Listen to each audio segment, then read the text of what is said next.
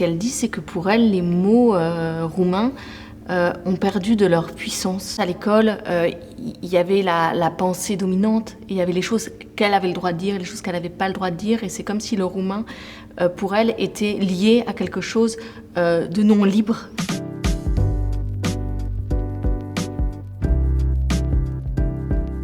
Agriculture biologique. En fait, lui, avec une actrice, ils incarnent un lobbyiste qui veut faire passer des projets de loi auprès des parlementaires pour favoriser les entreprises de pesticides. Ouais.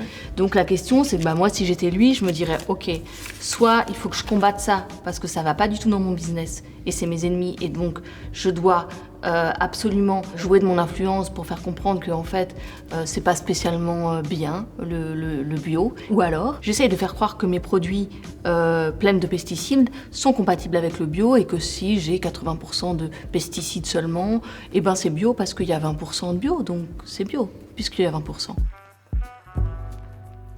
Rhétorique. La rhétorique pour moi c'est une arme. Nous, on a des prises de conscience. Il fait 40 degrés, il y a de moins en moins d'eau, le réchauffement climatique est là, c'est une prise de conscience. Mais lui, pour réussir à continuer à nous vendre du poison, parce que c'est ça son boulot, il va travailler sur la bonne conscience. Donc là, il fait vraiment un usage sophiste de la rhétorique. Et c'est comment il va utiliser les mots pour déformer le réel, en fait. Le réel n'aura plus lieu d'être, ce sera ce qu'il en dit et ce qu'il en fait.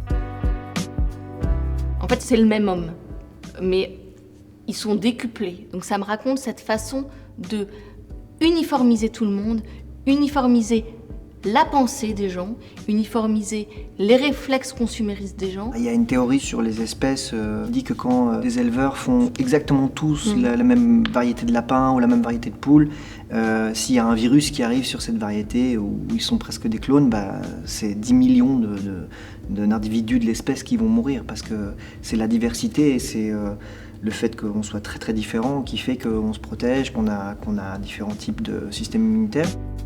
Le drapeau européen, la Commission européenne, Bruxelles.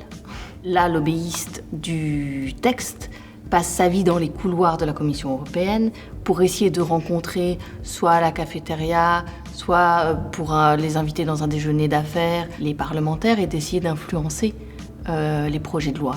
Quand je lis ce texte, j'ai le sentiment d'une énorme imposture parce que le siège de la Commission européenne est constitué de façon dite démocratique, c'est-à-dire avec des débats qui ont lieu, des assemblées. Et on a le sentiment qu'une grande partie du pouvoir se passe ailleurs, c'est-à-dire que les décisions vont être prises à la cantine du Parlement, au café, à telle soirée. Alexandra Badea. Alors c'est l'auteur de Europe Connexion, ou l'autrice d'Europe Connexion. Elle est roumaine, elle parle très bien français, elle écrit très bien français, mais elle utilise une certaine maladresse dans le phrasé.